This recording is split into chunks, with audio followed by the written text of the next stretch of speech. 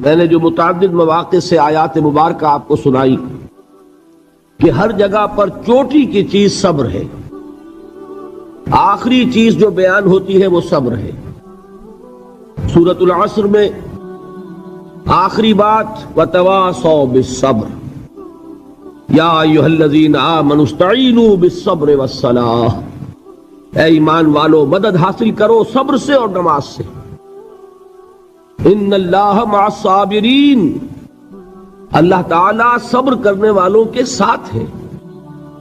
اور پھر آگے چل کر وبشر الصابرین الذین اذا اصابتهم مصیبۃ قالوا انا للہ وانا الیہ راجعون، اے نبی بشارت دیجئے، خوشخبری دیجئے ان صبر کرنے والوں کو کہ جن پر جب بھی کوئی تکلیف یا مصیبت نازل ہوتی ہے تو کہتے ہیں کہ ہم اللہ ہی کے ہیں اور اللہ ہی کی طرف ہمیں لوٹ جانا ہے۔ صبر کا مفہوم ہے اپنے آپ کو تھامنا، روکنا، برداشت کرنا، تحمل کرنا، اور جو بھی اپنا ایک طے شدہ مقصد ہے کسی بھی مخالفت سے بددل ہوئے بغیر، کسی بھی تکلیف یا مصیبت سے ہراساں ہوئے بغیر اس کی طرف پیش قدمی کیے چلے جانا۔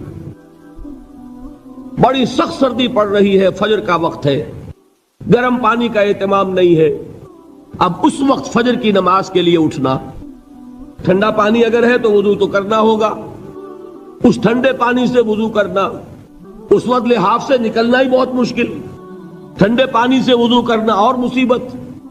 یہ جب تک انسان میں صبر کا مادہ نہ ہوگا ممکن ہی نہیں۔ اس کو کہیں گے صبر علی الطاعہ، اطاعت پر صبر کرنا۔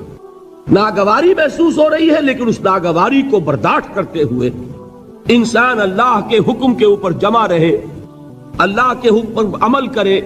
یہ کیا ہے؟ یہ صبر ہے۔ اگر یہ صبر نہیں ہے تو ظاہر بات ہے کہ انسان اللہ کے اس حکم پر عمل نہیں کر سکے گا۔ صبر کا مادہ نہیں ہوگا تو آپ کام نہیں کر سکیں گے۔ اور اسی کا ایک دوسرا رخ ہے، جب آپ دعوت حق کے لیے کھڑے ہوں گے پہلا قدم کیا آتا ہے؟ استہزاء، تمسخر، مذاق اڑانا، جس کی میں مثال اب دینا چاہتا ہوں محمد الرسول اللہ صلی اللہ علیہ وسلم کی شخصیت سے۔ دیکھیے ہم کیا اور ہماری بساط کیا، ہم کیا مبلغ ہوں گے، کیا داعی ہوں گے، ہمارے اپنے دامن پر داغ ہوتے ہیں، لیکن یہ کہ محمد الرسول اللہ کے دامن پر کوئی داغ تھا؟ ان کو تو سارے مکے والے الصادق الامین کہتے تھے، نہایت محبوب شخصیت تھے، ان کے لیے تو جا صادق، جا الامین، یہ الفاظ سننے میں آتے تھے، آنکھوں کا تارا۔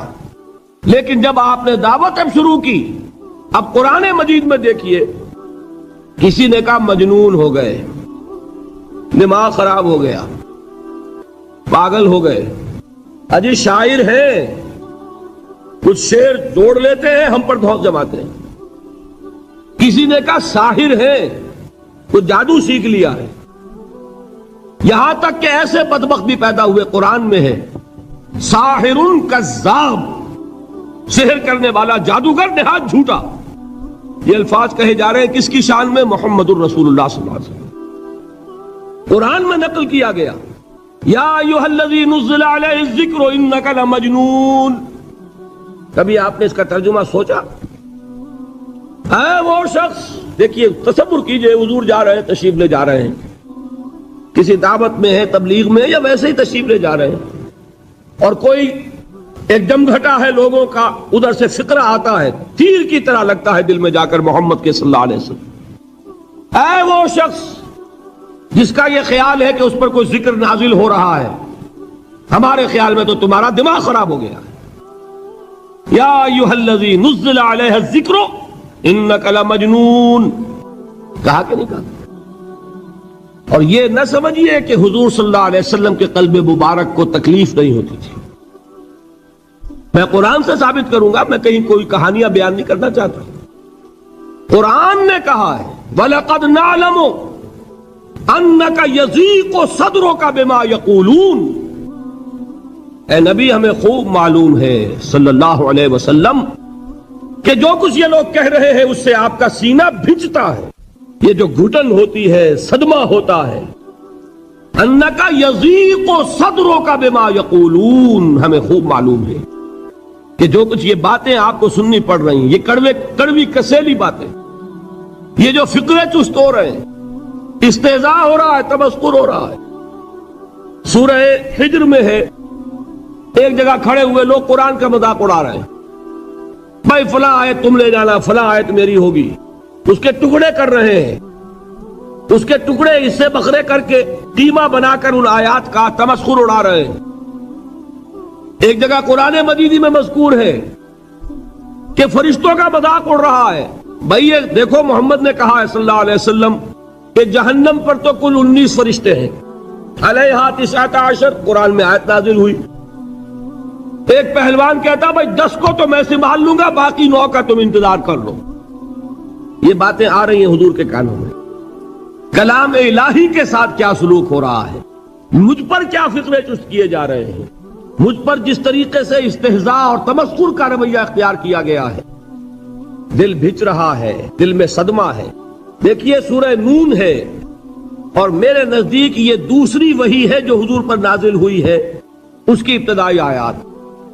نون والقلم وما یسطرون ما انت بنعمت ربک بمجنون وَإِنَّ لَكَ لَأَجْرًا غَيْرَ مَمْنُونٍ وَإِنَّكَ لَعَلَىٰ خُلُقٍ عَظِيمٍ فَسَتُبْصِرُ وَيُبْصِرُونَ بِأَيِّكُمُ الْمَفْتُونُ إِنَّ رَبَّكَ هُوَ يَعْلَمُ بِمَنْ ضَلَّ عَنْ سَبِيلِهِ وَهُوَ أَعْلَمُ بِالْمُهْتَدِينَ.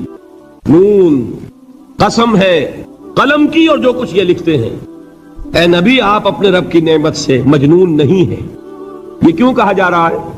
حضور کو جو صدمہ پہنچا ہے وہی نازل ہوئی ہے دل جوئی کے لیے، تسلی کے لیے. آپ کیوں برا منا رہے ہیں؟ اے نبی آپ کیوں صدمہ اور رنج اور اندوہ محسوس کر رہے ہیں؟ ان بدبختوں کے کہنے سے کوئی آپ مجنون ہو جائیں گے؟ مانتا بے نعمت رب کا بھی مجنون وَإِنَّ لَكَ لَأَجْرًا غَيْرَ مَمْنُونٍ. آپ کو جو یہ صبر کرنا پڑ رہا ہے، آپ کو جو یہ جھیلنا پڑ رہا ہے، اس کی وجہ سے آپ کو وہ اجر ملے گا جس کا سلسلہ کبھی منقطع نہیں ہوگا. وَإِنَّكَ لَعَلَىٰ خُلُقٍ عَظِيمٍ، اور اے نبی آپ تو خلق عظیم کے حامل ہیں. آپ کا اخلاق، آپ کا کردار، آپ کی سیرت، آپ کی شخصیت میں طہارت، نفاست، پاکیزگی، آج تک دنیا نے کوئی پاگل، کوئی مجنون ایسا بھی دیکھا؟ یہ ساری باتیں اللہ تعالیٰ حضور کی دلجوئی کے لیے فرما رہے ہیں. اس سے آپ اندازہ کیجئے کہ کتنا صدمہ ہوتا ہوگا. یہی ہے، اس ساری چیز کو جمع کیجئے تو یہ چیز کیا ہے؟ وَاصْبِرْ عَلَىٰ مَا يَقُولُونَ وَاهْجُرْهُمْ هَجْرًا جَمِيلًا. صبر کرو اے نبی، صبر کرو اے محمد صلی اللہ علیہ وسلم، جھیلو اور برداشت کرو اس پر جو یہ کہہ رہے ہیں. یریدون لیطفئوا نور اللہ بافواہہم، یہ چاہتے ہیں کہ اللہ کے نور کو اپنے منہ سے بجھا دیں، پھونکے مار کے ہی بس. نور خدا ہے کفر کی حرکت پہ خندہ زن، پھونکوں سے یہ چراغ بجھایا نہ جائے گا. یریدون لیطفئوا نور اللہ بافواہہم واللہ متم نورہ ولو کرہ الکافرون. یہ چاہتے ہیں کہ اپنے منہ کی پھونکوں سے اللہ کے نور کو بجھا دیں، حالانکہ اللہ تعالیٰ تو اپنے نور کا اتمام فرما کر رہے گا، خواہ ان کافروں کو کتنا ہی ناگوار ہو. اس کی ترجمانی ہے نور خدا ہے کفر کی حرکت پہ خندہ زن، پھونکوں سے یہ چراغ بجھایا نہ جائے گا. یہی وجہ ہے دیکھیے مکی صورتوں میں خود نبی اکرم صلی اللہ علیہ وسلم کو اتنے مختلف پیرایوں میں صبر کا حکم دیا گیا. کچھ مثالیں میں دے چکا ہوں، وَلِرَبِّكَ فَاصْبِرْ، اسی طریقے سے وَاصْبِرْ كَمَا صَبَرَ أُولُو الْعَزْمِ مِنَ الرُّسُلِ، اے نبی صبر کیجئے جیسے کہ صبر کیا ہمارے اولو العزم رسولوں نے. وَاصْبِرْ وَمَا صَبْرُكَ إِلَّا بِاللَّهِ، اے نبی صبر کیجئے اور آپ کا صبر تو اللہ ہی کے سہارے ہے. وَاصْبِرْ لِحُكْمِ رَبِّكَ، یہ سورہ نون جس کی ابتدائی آیات میں نے آپ کو سنائی، نون والقلم وما یسطرون ما انت بنعمت ربک بمجنون، اس کا اختتام کیا ہوتا ہے؟ وَاصْبِرْ لِحُكْمِ رَبِّكَ وَلَا تَكُنْ كَصَاحِبِ الْحُوتِ إِذْ نَادَىٰ وَهُوَ مَكْظُومٌ. اے نبی صبر کیجئے اپنے رب کے فیصلے کا، انتظار کیجئے اور اس مچھلی والے کے مانند نہ ہو جائیے۔ مچھلی والا کون؟ حضرت یونس علیہ السلام۔ مچھلی والے نے اپنے دینی حمیت اور غیرت جو تھی اس کی وجہ سے اللہ کے حکم کا انتظار نہیں کیا، اپنی قوم کو چھوڑ کر چل دیے۔ نبی کا، رسول کا یہ معاملہ ہوتا ہے، جیسے کہ آپ کو معلوم ہے کوئی افسر ہے کسی حکومت کا، وہ اپنی پلیس آف ڈیوٹی کو نہیں چھوڑ سکتا، he must stick to his place of duty. بڑے افسرز کے لیے تو یہ بہت بہت اہم بات ہے۔ تو اے رسول، جہاں آپ کو ہم نے تعینات کیا ہے آپ وہاں سے ہل نہیں سکتے کہ ذرا مخالفت ہوئی، لوگوں نے فقرے چست کیے اور آپ کہیں اور چل دیے، دفع ہوئیے، یہ بات نہیں سننا چاہتے میں کسی اور کو سناؤں گا۔ ہو سکتا ہے نا؟ ہم تو کرتے ہیں نا یہ، اس لیے کہ ہمیں تو اللہ نے کہیں تعینات تو نہیں کیا نا۔ اگر ایک جگہ کے لوگ بات نہیں سنتے، چلو بھائی ہم کہیں اور جائیں گے، وہاں بات سنائیں گے۔ لیکن رسول کا معاملہ ہوتا ہے جو اس کی پلیس آف اپوائنٹمنٹ ہے، he can not leave his place without the express permission of اللہ سبحانہ و تعالی۔ آپ نے یہ سنا ہوگا، سیرت کی تقاریر میں پڑھا ہوگا کہ مدینے کی طرف ہجرت کی اجازت حضور نے تمام صحابہ کو دے دی، خود منتظر رہے جب تک کہ اللہ کی طرف سے اجازت نہیں آ گئی۔ حضرت ابوبکر پوچھتے رہتے تھے حضور اجازت آ گئی کہ نہیں؟ نہیں ابھی نہیں آئی۔ حضور اذن آ گیا؟ نہیں آیا، ابھی نہیں آیا۔ حبشہ کی طرف سب کو بھیج دیا، اجازت دے دی جو جانا چاہے چلا جائے۔ حضور کی صاحبزادی جو حضرت عثمان کے نکاح میں تھی وہ بھی ہجرت کر رہی ہے، لیکن حضور تو نہیں گئے۔ رسول نہیں چھوڑ سکتا اپنی جگہ کو، یہاں تک کہ تمام تقریباً صحابہ چلے گئے، حضور رہ گئے، حضرت ابوبکر رہ گئے، حضرت علی رہ گئے، اور حضرت ابوبکر پوچھ رہے ہیں بار بار اجازت آئی یا نہیں؟ نہیں ابھی نہیں آئی۔ حضرت عائشہ نے واقعہ بیان کیا کہ ایک روز اچانک دوپہر کے وقت ہم نے دیکھا کہ حضور نے اپنے پورے جسم کو ڈھانپا ہوا ہے، چہرے کو بھی کپڑے میں ڈھانکا ہوا ہے اور تشریف لا رہے ہیں۔ یہ اس میں تعجب کی بات یہ کہ عرب میں آج بھی آپ کو معلوم ہے کہ یہ چیز جو ہے ان کی روایات کے خلاف ہے کہ دوپہر کے وقت کوئی کسی سے ملنے جائے۔ یہ وقت جو ہے قیلولے کا ہے، آرام کا ہے۔ تو این ٹھیک دوپہر کے وقت تشریف لائے حضور، آپ نے آ کے حضرت ابوبکر سے فرمایا کہ اجازت آ گئی ہے۔ حضرت ابوبکر نے بہت خوش ہو کر ایک بات کہی، حضور میں نے 2 اونٹنیاں تیار کی ہوئی ہیں۔ یعنی اب آپ وہ تو سوچتے تھے نا شاباش ملے گی کہ میں نے تیاری کی ہوئی ہے، میں نے 2 اونٹنیوں کو خوب کھلا پلا کے فربا کیا ہوا ہے، بڑی توانا ہے تاکہ ہم تیزی کے ساتھ سفر کر سکیں۔ حضور نے توقف کیا، فرمایا ہاں ٹھیک ہے، 1 اونٹنی میں استعمال کروں گا لیکن میں اس کی قیمت ادا کروں گا۔ حضرت ابوبکر کی آنکھوں میں آنسو آ گئے، روتے ہوئے کہا حضور مجھ سے یہ مغایرت، کیا یہ جان اور مال کسی اور کے لیے ہے؟ آپ مجھ سے بھی کہہ رہے ہیں میری اونٹنی جو ہے وہ بھی بلا معاوضہ آپ قبول نہیں فرما رہے۔ یہ ہے محمد الرسول اللہ کی غیرت اور حمیت کا معاملہ۔ اب دیکھیے ایک بات عجیب ہے، یہ ربط اپنے ذہن میں رکھیے، اللہ تو صبر کی تلقین کر رہا ہے اپنے رسول کو، اور رسول یہی تلقین کر رہے ہیں اپنے صحابہ کو، صبر کرو، جھیلو، برداشت کرو، ہاتھ مت اٹھانا، کوئی جوابی کارروائی نہیں ہوگی، بلکہ اپنے اوپر جھیلو جو کچھ جھیلنا ہے، ڈٹے رہو، پیچھے مت ہٹنا، یہ صبر ہے، لیکن ہاتھ اٹھانے کی اجازت نہیں۔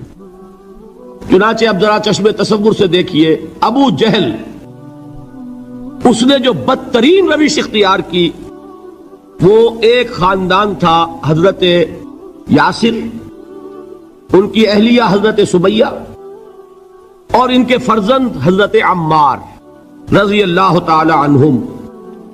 یہ غلام نہیں تھے، حضرت سمیہ تو کنیز تھیں لیکن یاسر غلام نہیں تھے۔ ان کی کہانی یہ ہے، واقعہ یہ ہے کہ یہ بہت نیک آدمی تھے یاسر، یمن کے باشندے۔ انہیں کو خواب میں بشارت ہوئی کہ نبی کا ظہور ہونے والا ہے مکے میں، جاؤ شاید ان کے قدموں تک پہنچ جاؤ۔ یہ یمن سے ترک وطن کر کے مکے آ گئے۔ ابو جہل کا ایک چچا تھا، بہت شریف النفس انسان، اس کے ساتھ معاہدہ کیا حلیف بن کر اور وہ مکے میں رہنے لگے. اس لیے کہ یہ نوٹ کر لیجئے مکہ اس وقت ایک قبیلے کا شہر تھا، صرف قریش. یا قرشی رہ سکتا تھا وہاں یا قرشی کا حلیف، کہ اگر تو کسی قرشی نے آپ کو امان دی ہوئی ہے تو آپ رہ سکتے ہیں مکے میں، ورنہ نہیں.